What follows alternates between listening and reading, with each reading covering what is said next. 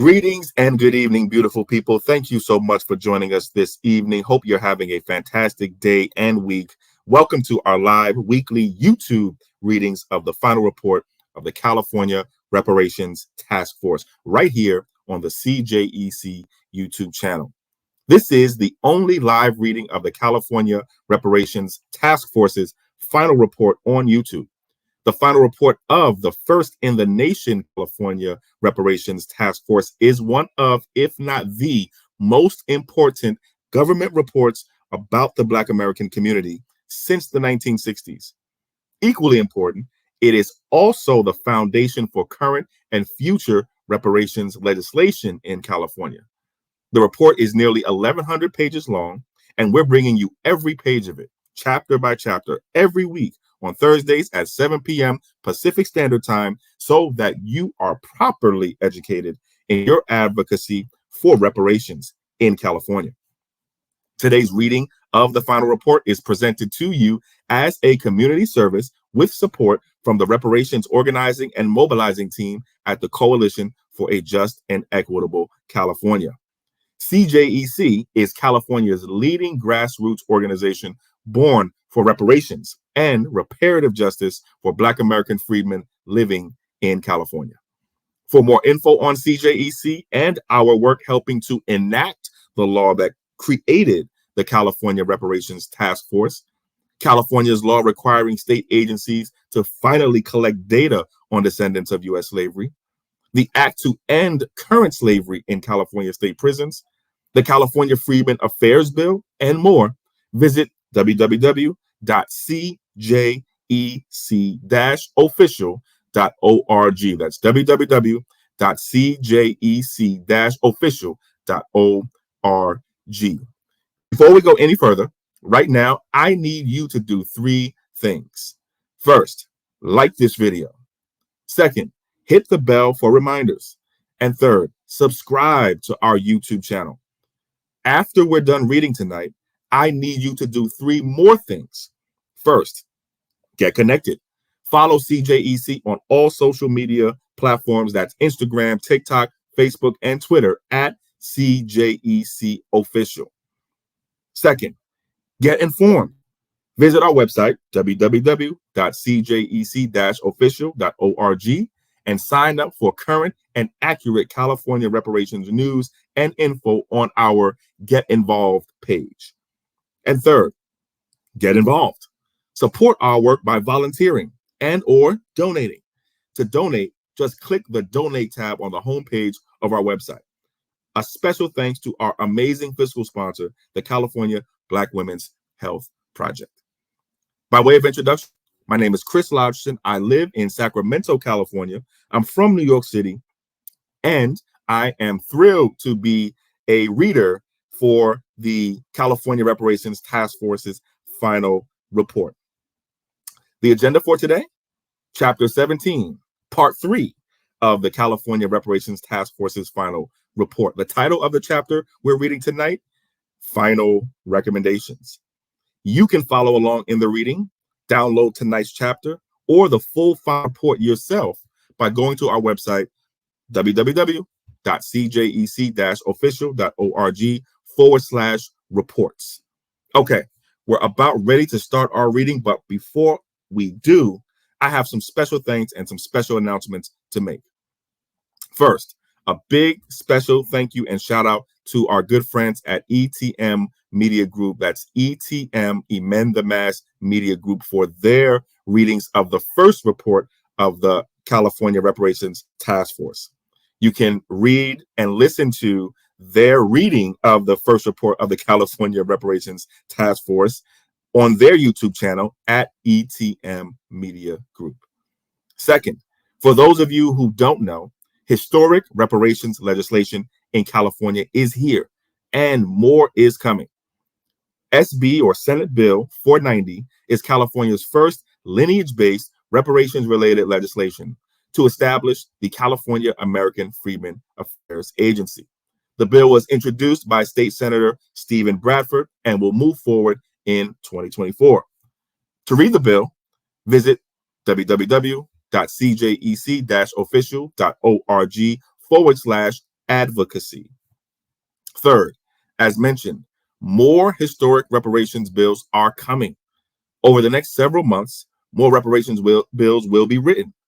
During the 2024 legislative session, we'll see those bills introduced and start moving toward passage by majorities of both the California State Assembly and Senate. To pass reparations bills in 2024, we need 41 Assembly members and 21 senators to say yes.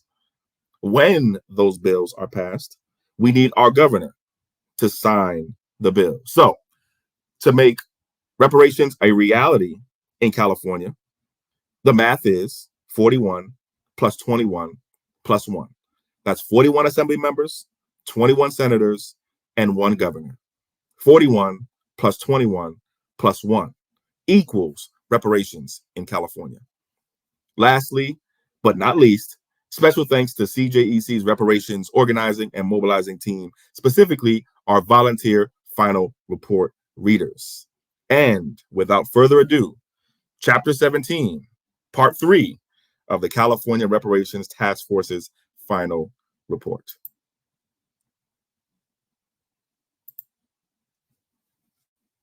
Atrocity 4, unjust property takings. As documented in Chapter 5, Housing Discrimination, California built its cities over the bones of African American neighborhoods that it tore apart through eminent domain, building the highways, cities, and parks that have enabled the state of California to become the 4th or 5th largest economy in the world. The unjust taking of land did more than just seize property. It destroyed communities and forced African Americans out of their neighborhoods. At its peak in 1980, 7.7% of the population in California was African American. By 2020, that number had dropped to about 5%. In 2018 alone, 75,000 Black Americans left the state. The state's more expensive coastal cities alone have shed 275,000 Black residents. Due to the voluminous records associated with the state's many eminent domain actions throughout history, the task force and its experts did not have sufficient capacity within the lifespan of the task force to provide a calculation of the harm caused by unjust property takings throughout California. Nevertheless, the task force's economic expert team explored 2 potential methods to quantify the damage caused by these actions, examining the displacement of African American Californians by the state and its local governments through eminent domain.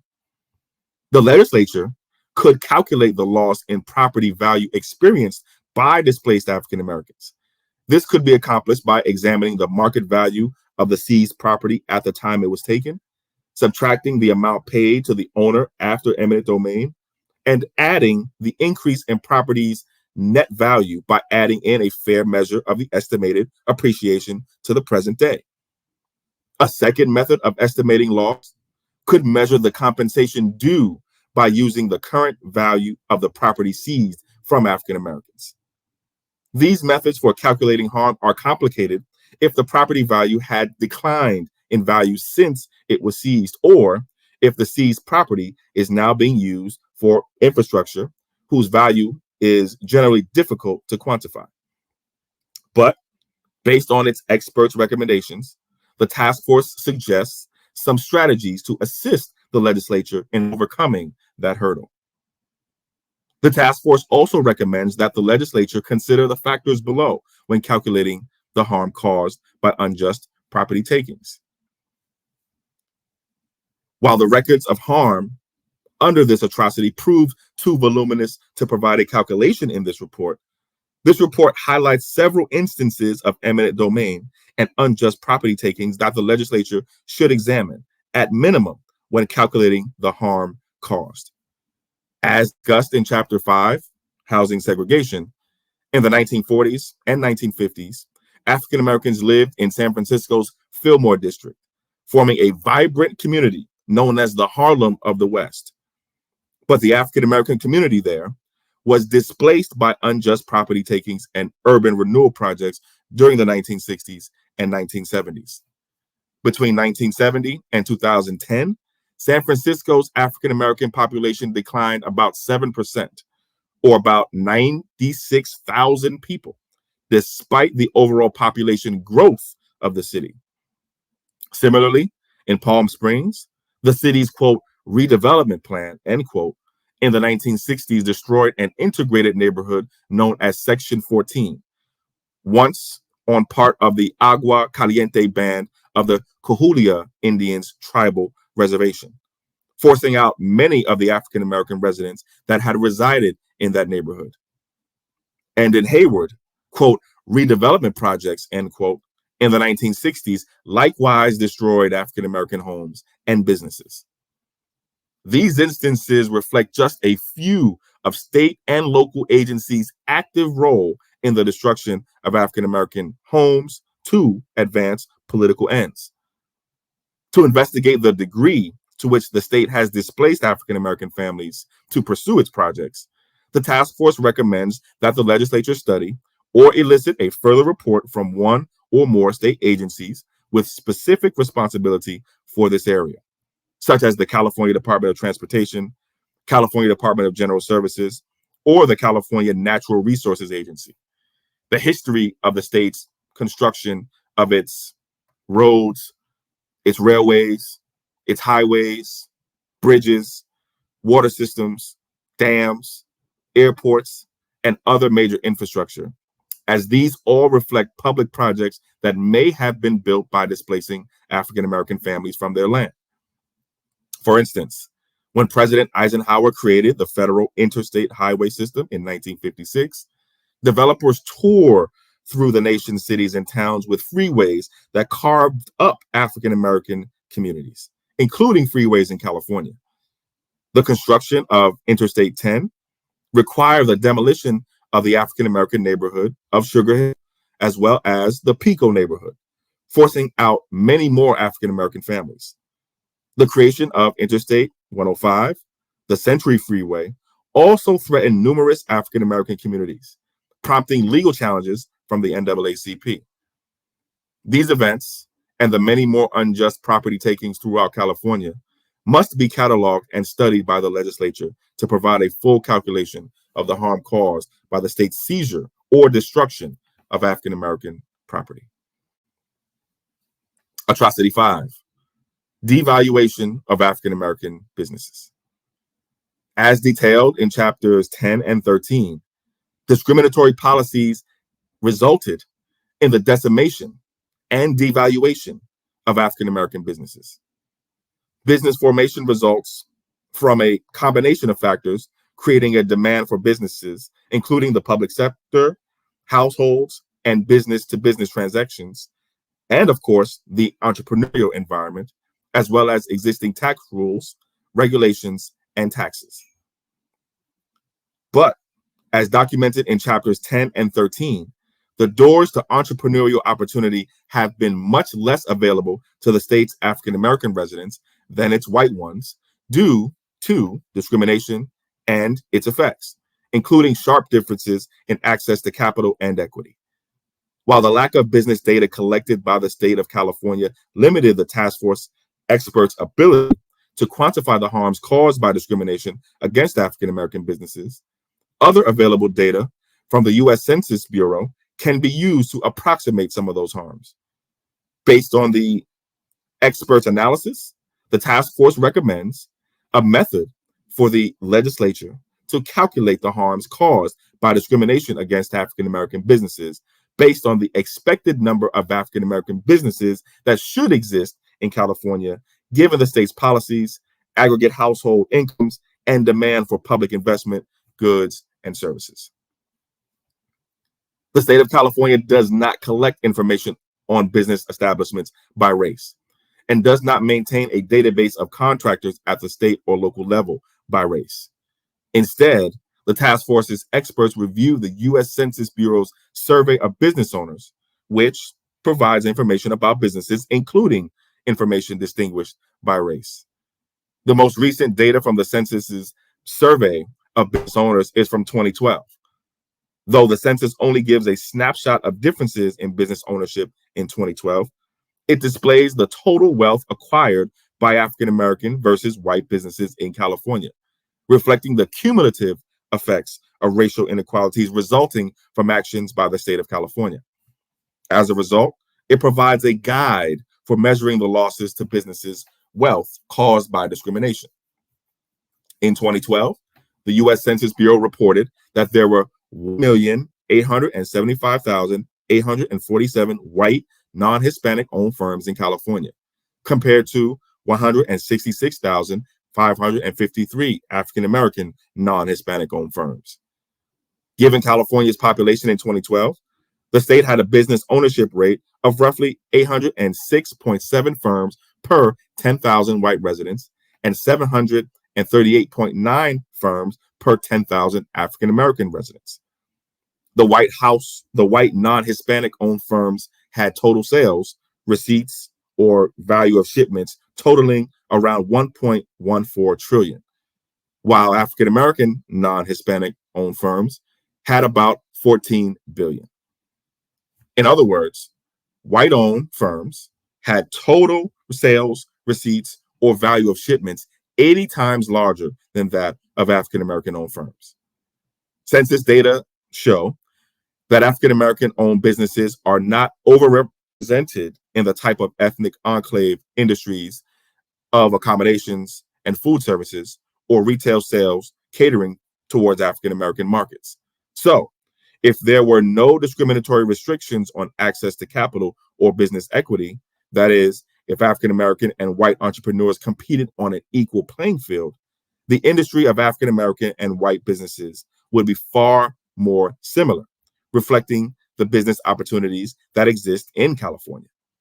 For instance, the discrimination documented in this report explains why African American businesses lag behind white ones in the construction industry, a capital-intensive industry where access to government contracts matters greatly.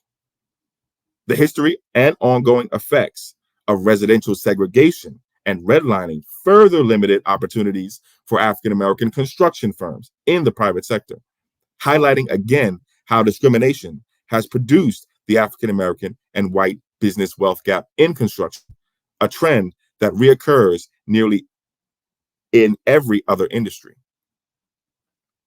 The task force recommends estimating the effect of discrimination against African American businesses by implementing an equation that calculates a figure for each state separately based on the general demand environment of state and local government contracting and household income. Controlling for each state allows us then to control for differences in each state's business environment. Then, estimates can incorporate the number of businesses formed and sales and receipts generated on those factors. This is an approach used by many sociologists researching differences in business formation using the business environment.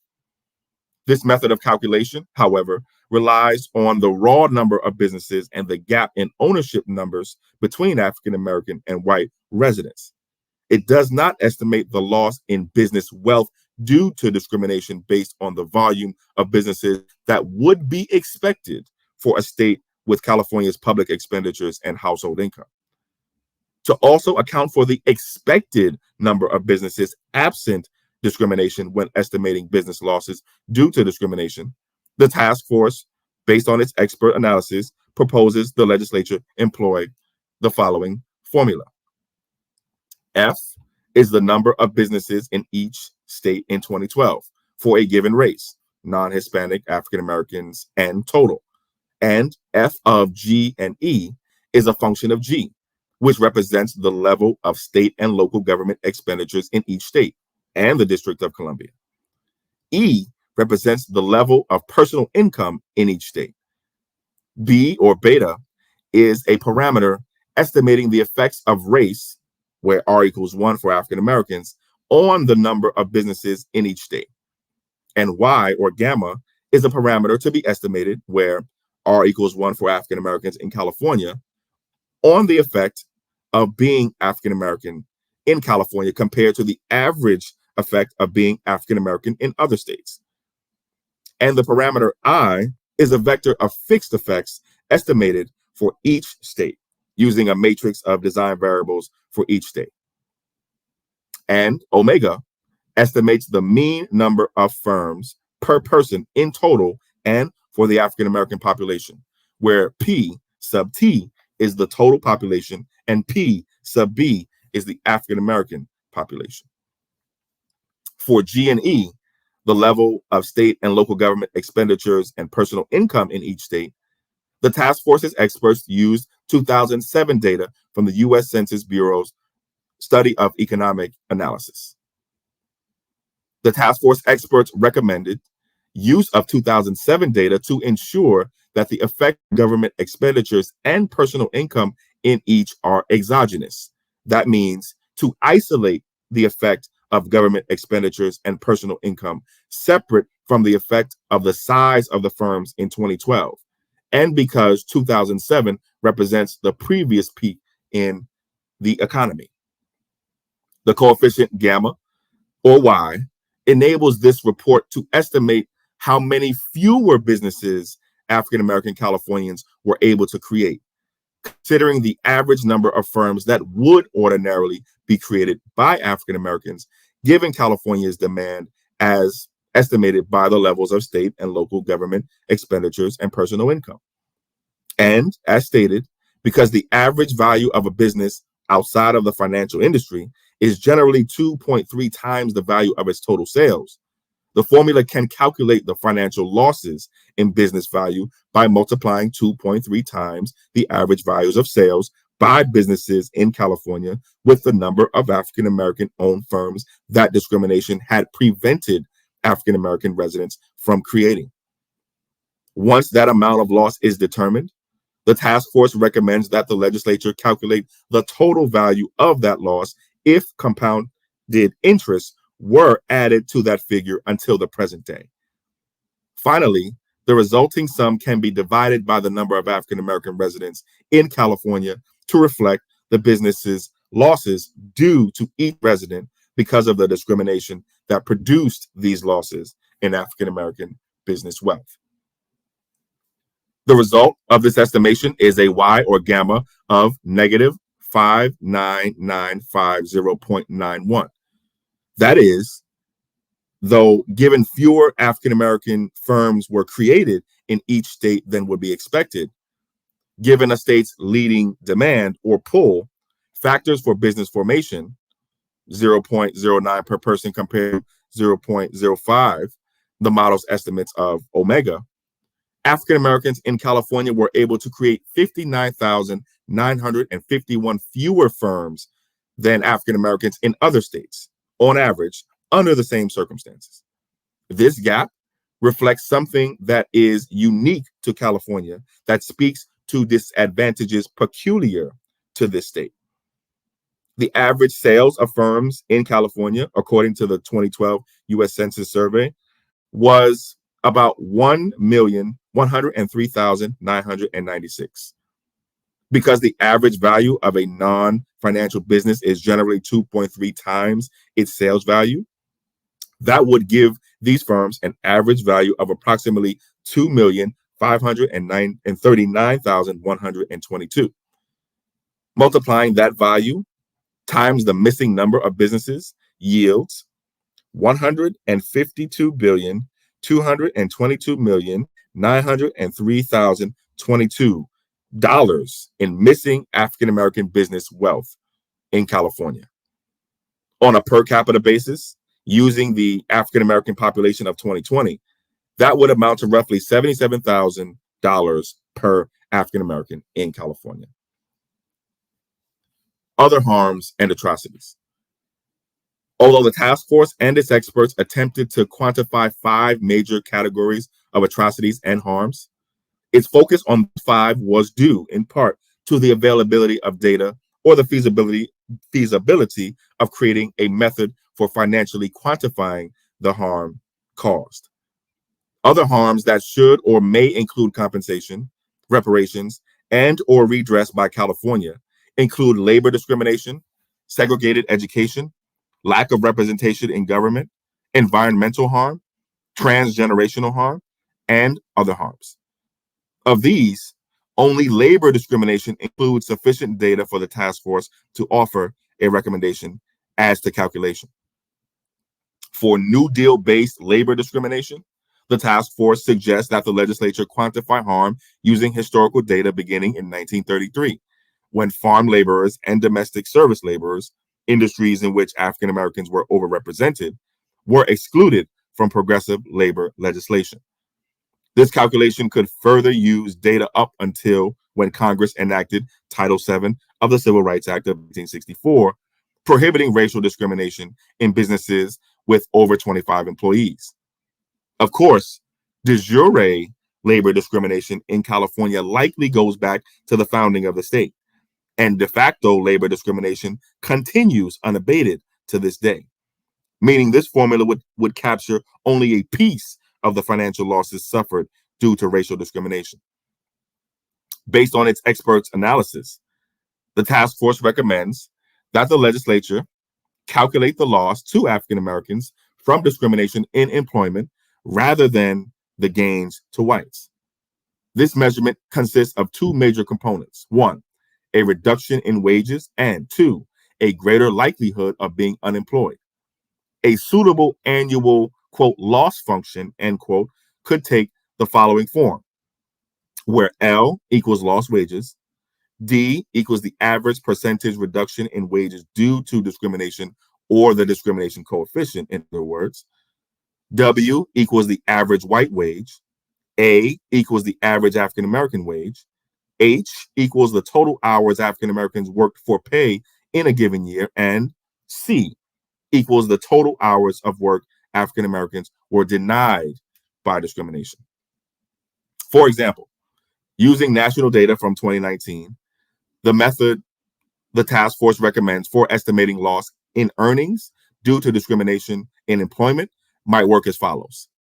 First, the average wage gap can reflect the amount of wages lost due to pay discrimination.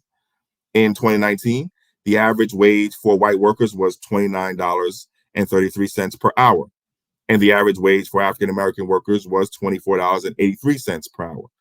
Assuming conservatively that African Americans lost 5% of what white workers earn on average due to employment discrimination, as opposed to taking the full difference between average white and African American wages as wages lost due to employment discrimination.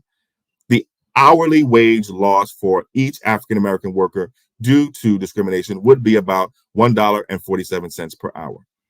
If the typical full-time worker was paid for 48 weeks, 5 days a week, for an 8-hour workday, the typical full-time worker would have received or worked 1,920 hours total in a year. If there were about 20 million African American labor force participants and a 6.1% annual unemployment rate, 18.6 million Black Americans worked for pay for over 35.7 billion hours in that year. The value of H in the formula above. Multiplying that H by $1.47 leads to an estimated loss of approximately $52.48 billion due to unequal pay from discrimination. Second, the difference in the African American and white unemployment rates in 2019 can be used to calculate the amount of wages lost due to discrimination. In 2019, the white rate of unemployment was 3.3% compared to the African American rate of unemployment at 6.1%. Subtracting 3.3% from 6.1% results in an African American and white unemployment gap of 2.8%. Multiplying 20 million African American labor force participants by the 2.8% unemployment gap yields 360,000 African Americans subject to excess unemployment. Then, multiplying 360,000 African Americans by 1,920 annual hours leads to a total of 691.2 million hours of work lost due to discrimination. The value of C in the formula above. Multiplying C by the average African American wage increased by the amount assumed to have been lost due to discrimination $24.83 plus $1.47, leads to an estimated loss of approximately $18.8 billion due to the fully denied wages of discrimination. Adding together the estimated losses due to unequal pay, $52.48 billion, and the estimated losses due to unequal employment, $18.18 billion, amounts to an aggregate loss of about $70.66 billion in 2019 for African American workers due to discrimination. Dividing that total amount by the number of African American labor force participants, this amounts to an average loss of about $35,742 per African American labor force participant nationwide in 2019. While the task force's experts provided a potential methodology to calculate labor harms, for the remaining harms and atrocities not addressed in this chapter, the task force had insufficient data to recommend further methodologies for calculating reparations. Accordingly, the task force recommends that the legislature conduct a further analysis regarding the development of data and quantification of cumulative reparations. And in the period following an appropriate, quote, down payment, end quote, of an initial meaningful amount of reparations and the creation of appropriate claims and compensation programs, the legislature should complete the California reparations program by quantifying and paying cumulative reparations for all of the atrocities and harms raised herein. Conclusion and recommendation regarding monetary compensation for the eligible class. As set forth in this chapter, even limited to the relatively few categories of harms that the task force found to be calculable, the immense nature of the loss is significant. This loss must be compensated with monetary payments to those who suffered the loss. The task force reiterates its recommendation that, however the legislature ultimately determined to make monetary payment for these losses, that monetary payment should be restricted to African American descendants of a chattel enslaved person or descendants of a free Black person living in the United States prior to the end of the 19th century, members of the eligible class as defined by the task force. And that will conclude tonight's reading of part 3 of chapter 17 of the California Reparations Task Force's final report. Before you go, if you haven't done so already, don't forget to like this video, hit the bell for reminders, and subscribe to our YouTube channel.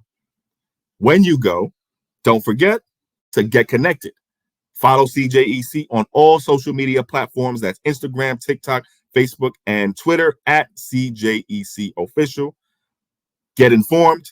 Visit www.cjec-official.org and sign up for current and accurate California reparations news and info on our Get Involved page. And get involved. Support our work by volunteering and or donating. To donate, just click the Donate tab on the homepage of our website. Special thanks to our amazing fiscal sponsors, the California Black Women's Health Project. Thank you all so much for your time. We appreciate you so very much. We are closer to reparations than we've ever been in California. Have a great night.